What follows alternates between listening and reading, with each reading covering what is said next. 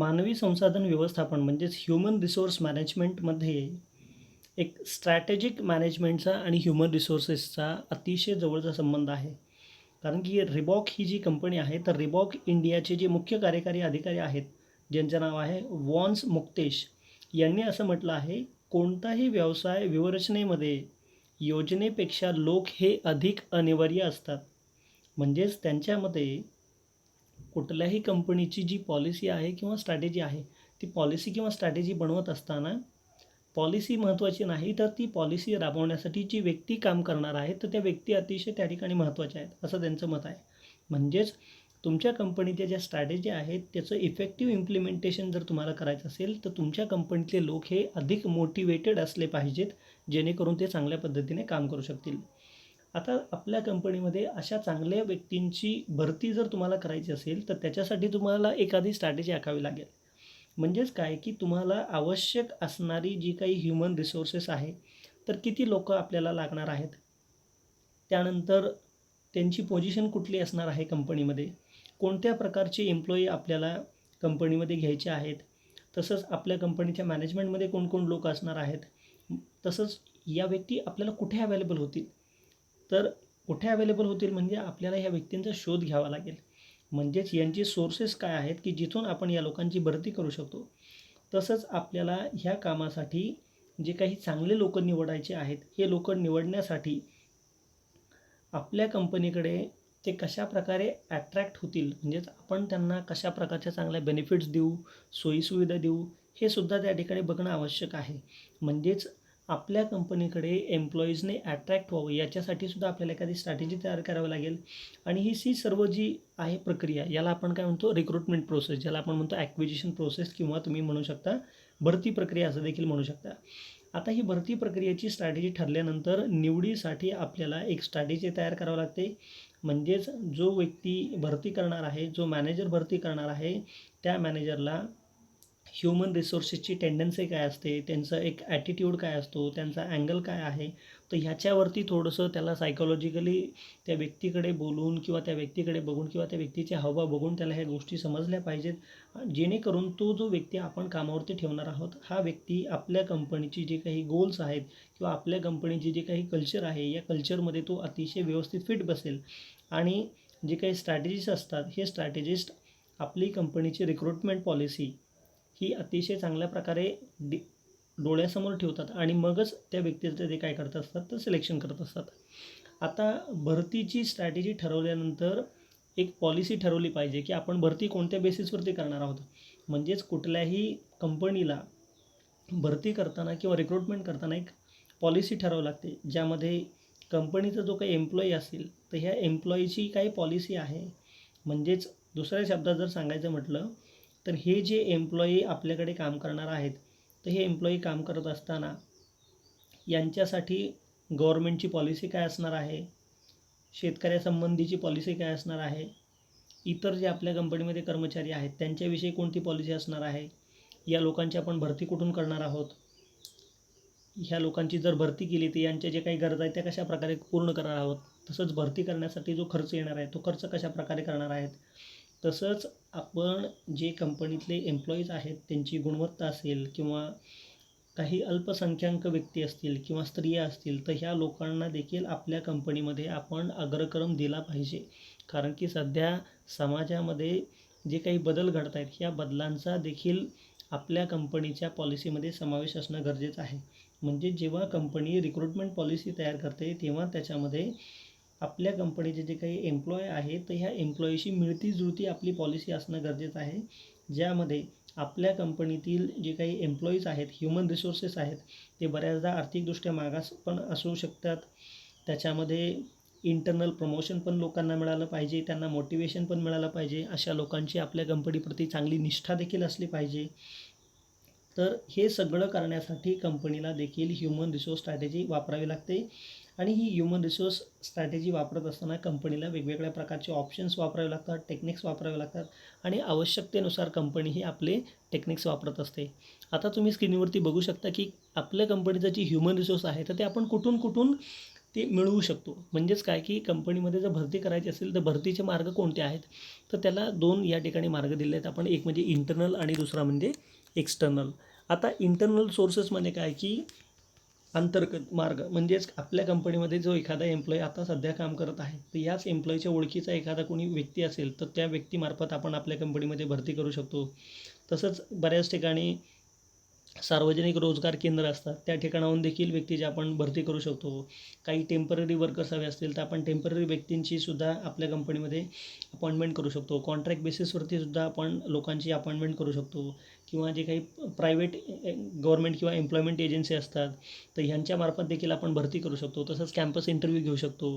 मग हे campus interview तुम्ही शाळेमध्ये घेऊ शकता, कॉलेजेसमध्ये घेऊ शकता, युनिव्हर्सिटीमध्ये घेऊ शकता, किंवा तुम्ही काही व्यक्तींना डायरेक्टली ॲप्लिकेशन तुमच्याकडे करायला लावून तुम्ही डायरेक्टली त्यांची इंटरव्ह्यू घेऊनसुद्धा त्या व्यक्तींना कंपनीमध्ये ठेवू शकता. तर सांगण्याचा मुद्दा हाच आहे की कंपनीला जेव्हा रिक्रुटमेंट करायची असते तेव्हा कंपनी ही वेगवेगळ्या मार्गातून रिक्रुटमेंटही करत असते. आता जर बोलायचं झालं तर ही जी ह्युमन रिसोर्स स्ट्रॅटेजी आहे, तर याच्यामध्ये जसं मी मगाशी बोललो ते सगळ्यात महत्त्वाचं म्हणजे काय तर ह्युमन आहे, म्हणजेच माणूस, त्या कंपनीमध्ये काम करणारा व्यक्ती. कारण की कंपनी ही लोकांनी बनलेली असते आणि म्हणून त्याला employees the building blocks of the organisation असं म्हणतात. आणि कंपनीचे लोकच हे कंपनीची स्ट्रॅटेजी ठरवत असतात आणि ते कंपनीची विविध कार्य पार पाडत असतात. तसंच त्यांची अंमलबजावणी देखील करतात. म्हणजे तुम्हाला तुमच्या कंपनीचे जे काही स्ट्रॅटेजिकली ऑब्जेक्टिव्ज आहेत ते पूर्ण करायचे असेल तर त्यामध्ये सगळ्यात महत्त्वाची भूमिका कोण बजावतं, तर त्यामध्ये सगळ्यात महत्त्वाची भूमिका जी असते ती म्हणजे कंपनीच्या ह्युमन रिसोर्सेसची. आता ही जी ह्युमन रिसोर्स स्ट्रॅटेजी आहे तर ह्याची काही स्पेसिफिकेशन्स आहेत. आणि ते स्पेसिफिकेशन म्हणजे काय की ह्युमन रिसोर्स स्ट्रॅटेजी ही कंपनीच्या ऑब्जेक्टिव्हशी जोडलेली असली पाहिजे. ती अतिशय सोप्या आणि समजण्याच्या भाषेमध्ये तयार केली पाहिजे. तसंच या स्ट्रॅटेजीमध्ये सर्व व्यक्तींना सामावून घेण्याची कॅपॅसिटी असली पाहिजे. ही व्यक्ती भविष्यामध्ये आपल्या कंपनीच्या कामगारांना काय करायचं आहे ते देखील ते गाईड करणार आहे. तसंच आपल्याला गरजेनुसार सुद्धा या ह्युमन रिसोर्स स्ट्रॅटेजीमध्ये बदल करता आले पाहिजेत.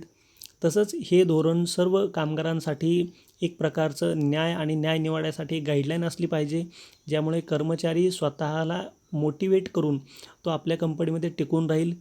तसंच हे जे काही धोरण विकसित करत असतो आपण, तर ते धोरण विकसित करत असताना त्यामध्ये तर्क, तथ्य, आकृत्या, तर्कशास्त्र, योग्य निर्णय इत्यादी सर्व गोष्टींचा त्यामध्ये समावेश करणं गरजेचं आहे.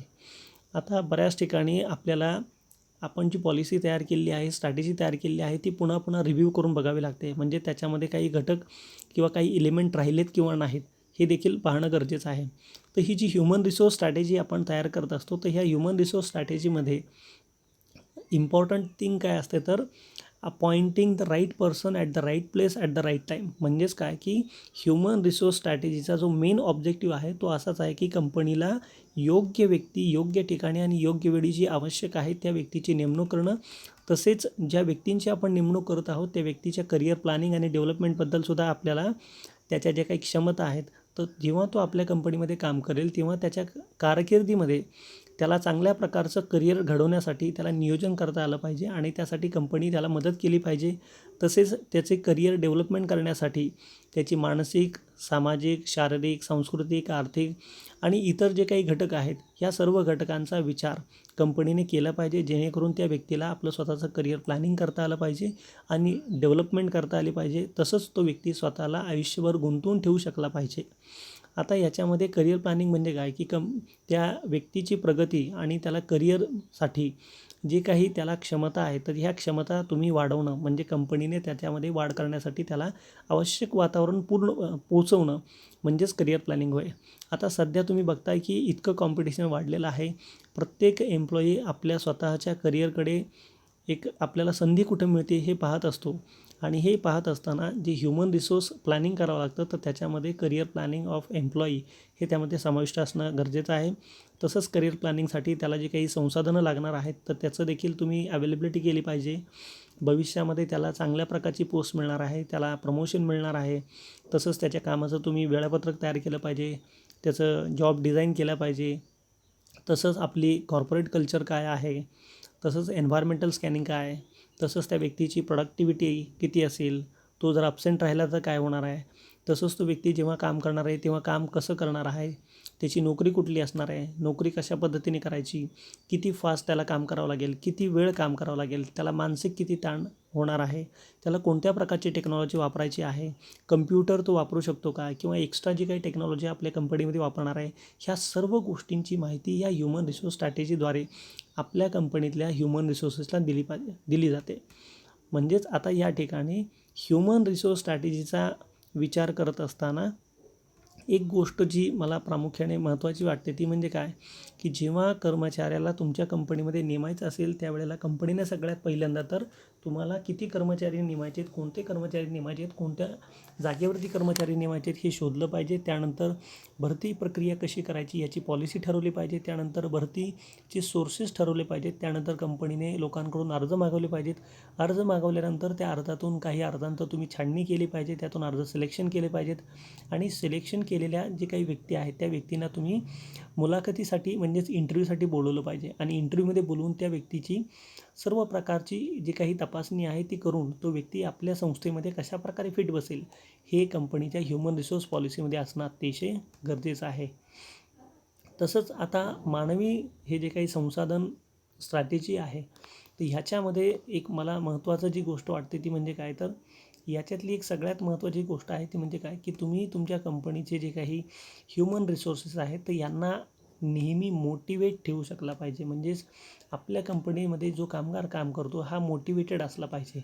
आता कामगार मोटिवेटेड असला पाहिजे म्हणजे नक्की काय, तर त्या कामगाराला कंपनीमध्ये काम करताना असं वाटलं पाहिजे की आपण ज्या ठिकाणी काम करत आहोत तर त्या ठिकाणी काम करत असताना आपल्याला एक प्रकारची ऊर्जा मिळते जेणेकरून आपण काम चांगल्या प्रकारे करू शकतो. आणि म्हणूनच असं म्हटलेलं आहे की कंपनीतल्या कामगारांना मोटिवेशन मिळण्यासाठी त्यांना प्रशिक्षण दिलं पाहिजे, म्हणजेच ट्रेनिंग दिलं पाहिजे. जर तुम्ही त्यांना ट्रेनिंग दिलं तर ट्रेनिंग ही एक अशी प्रकारची प्रक्रिया असते ज्याच्यामध्ये लोक वेगवेगळ्या प्रकारचं कार्य करण्यासाठी त्यांना ज्ञान आणि कौशल्य शिकतात. तसंच त्यांना प्रशिक्षण दिल्यामुळे ते लोक एक चांगल्या प्रकारचे ट्रेंड व्यक्ती असल्यामुळे त्यांच्या कार्यक्षमतेमध्ये वाढ होते. तसेच ते लोक कचरा कमी करतात, बिघाड कमी करतात, म्हणजे यंत्रसामग्रीचा जो काही भंगार आहे किंवा चुकीचा वापर आहे तो कमी होतो. तसेच कामगिरीची जी पातळी आहे ती सुधारते. तसेच कार्यपद्धतीमध्ये एक चांगल्या प्रकारची एकरूपता येते. आपल्या कंपनीचं प्रोडक्शन किंवा सर्व्हिसेसमध्ये देखील वाढ होण्यास मदत होते. म्हणजेच कंपनीमध्ये जर मोटिवेशन तुम्ही हे जर एम्प्लॉईला दिलं तर तुमच्या कंपनीमध्ये त्या व्यक्तीला चांगलं काम करण्यासाठी एक प्रवृत्ती मिळेल. आणि ही प्रवृत्ती मिळण्यासाठी तुमच्या कंपनीची जी पॉलिसी आहे ती लवचिक असली पाहिजे, सर्वसमावेशक असली पाहिजे, कॉम्पिटिटिव्ह देखील असली पाहिजे, ती समजण्यास सोपी असली पाहिजे. आणि कर्मचाऱ्याला तुम्हाला तुमच्या कंपनीमध्ये जर वाटत असेल की जो फार काळ काम करावं तर त्याच्यासाठी तुम्हाला पदोन्नती म्हणजेच तुम्ही त्याला प्रमोशन दिले पाहिजेत, त्याला ट्रान्सफर दिलं पाहिजे.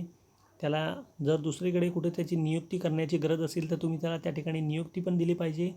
तुम्हाला त्याला इंटरनल ट्रान्सफर करायचे असेल किंवा तुम्ही त्याला तुमच्या कंपनीतले जे काही इंडस्ट्रियल रिलेशन्स आहेत म्हणजे between the company and management किंवा एम्प्लॉई अँड मॅनेजमेंट हे देखील खूप चांगल्या पद्धतीने तुम्ही जपणं गरजेचं आहे. जेव्हा कामगार संघटना आणि कंपनी यांच्यामध्ये अतिशय चांगले संबंध असतात अशा वेळेला कंपनीच्या आणि कामगारांच्या दोघांच्याही हिताचं रक्षण त्या ठिकाणी होत असतं आणि एक लोकशाही, औद्योगिक लोकशाही त्या ठिकाणी प्रस्थापित होत असते. तसेच कंपनीमध्ये लॉकडाऊन किंवा कंपनीमध्ये टाळेबंद अशा गोष्टी होत नाहीत आणि त्या अशा गोष्टी आपल्याला टाळता येत असतात. आता जर मेंटेनन्सचा विचार केला तर कंपनीमध्ये आपले जे ह्युमन रिसोर्सेस आहेत यांचा मेंटेनन्स म्हणजे काय, की आपल्या कंपनीतल्या कामगारांची काळजी घेणं हे आपलं कर्तव्य आहे असं कंपनीला वाटलं पाहिजे. म्हणजेच कंपनीने कामगारांच्या शरीराची देखील काळजी घेतली पाहिजे. कारण की जर व्यक्ती शरीराने तंदुरुस्त असेल तरच तो कंपनीमध्ये चांगल्या प्रकारचं काम करू शकतो. आणि म्हणून एका ह्युमन रिसोर्स मॅनेजमेंट म्हणून कंपनीने आपल्या कंपनीतील कामगार हे फिजिकली कशाप्रकारे फिट राहतील त्यांच्यासाठी हेल्थ पॉलिसी काहीतरी डेव्हलप केल्या पाहिजे, ज्याच्यामध्ये त्यांना मेडिकल फॅसिलिटी असेल किंवा काही व्यक्ती जर मेडिकल ट्रीटमेंट घेत असेल तर त्यांचा खर्च त्यांना परत करणं येतं. अशा प्रकारचे देखील फॅसिलिटी कंपनीने देणं गरजेचं आहे. त्याचप्रकारे आपल्याला आपल्या कंपनीच्या कामगाराला सेफ्टी प्रोव्हाइड करता आली पाहिजे. सेफ्टी इन द सेन्स काय, की जेव्हा तो व्यक्ती कंपनीमध्ये काम करतो तेव्हा त्याला डेंजर आहे किंवा काम करताना त्याच्या मनामध्ये कुठल्याही प्रकारची भीती नसते. म्हणजेच त्याचे सगळ्या प्रकारचे सेफ्टी मेजर्स हे कंपनीने आधीच डिसाईड करून त्या व्यक्तीला चांगलं प्रशिक्षण देऊन मगच त्याने कामावरती ठेवलं पाहिजे. तसेच जेव्हा कंपनीवरती व्यक्ती काम करतो तेव्हा काम करत असताना लेबर वेलफेअर बघितला पाहिजे, म्हणजेच तो व्यक्ती किमान कमीत कमी 8 तास काम करेल, त्याला आठवड्यामध्ये एखादी सुट्टी मिळेल. म्हणजे फॅक्टरी ॲक्टमध्ये ज्या काही गोष्टी सांगितलेल्या आहेत त्या सर्व गोष्टींचं किमान कंपनीने पालन करणं याच्यामध्ये गरजेचं आहे. आता स्पेशल इंड्युसमेंट म्हणजे काय, तर स्पेशल इंड्युसमेंट म्हणजे कंपनीमध्ये काही पर्क्युजेट्स असतात किंवा काही अलाउन्सेस असतात. तर अशा प्रकारचे पर्क्युजेट्स किंवा अलाउन्सेस किंवा प्रमोशन किंवा बढती किंवा त्या व्यक्तीला एखादा सन्मान किंवा अवॉर्ड अशा प्रकारच्या काही पॉलिसी या कंपनीमध्ये जर कंपनीने राबवल्या तर कंपनीतल्या जे काही एम्प्लॉई आहेत तर त्या एम्प्लॉईचं मेंटेनन्स होईल असं मला वाटतं. तसेच प्रत्येक कामगाराला त्याच्या कामाच्या प्रकारानुसार आणि कामाच्या पद्धतीनुसार त्या व्यक्तीला चांगल्या प्रकारचा पगार हा देखील कंपनीने दिला पाहिजे. तर आपण आपल्या कंपनीतल्या कामगारांचा मेंटेनन्स म्हणजे जतन हे चांगल्या प्रकारे करू शकतो असं आपल्याला वाटतं. तर आज आपण ह्या ह्युमन रिसोर्स स्ट्रॅटेजीमध्ये कंपनीतले ह्युमन रिसोर्स म्हणजे काय, स्ट्रॅटेजी काय असते, त्यांचं रिक्रुटमेंट कसं केलं जातं, सिलेक्शन कसं केलं जातं, त्यानंतर त्यांना मोटिवेशन देण्यासाठी ट्रेनिंग दिलं जातं आणि त्यांचा मेंटेनन्स ठेवण्यासाठी अशा प्रकारच्या सर्व लेबर वेलफेअर ज्या ॲक्टिव्हिटी आहेत त्या सर्व लेबर वेलफेअर ॲक्टिव्हिटी देखील कंपनीने आपल्या ह्युमन रिसोर्स स्ट्रॅटेजीमध्ये समावेश करणं गरजेचं आहे.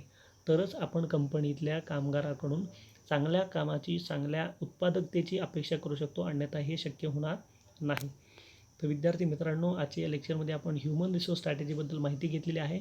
जर कोणाला याच्यामध्ये काही शंका असेल तर कृपया तुम्ही चॅट बॉक्समध्ये कमेंट करा आणि जर तुम्हाला व्हिडिओ आवडला असेल तर या व्हिडिओला जास्तीत जास्त लाईक करा आणि आपल्या मित्रांबरोबर शेअर करा. थँक्यू.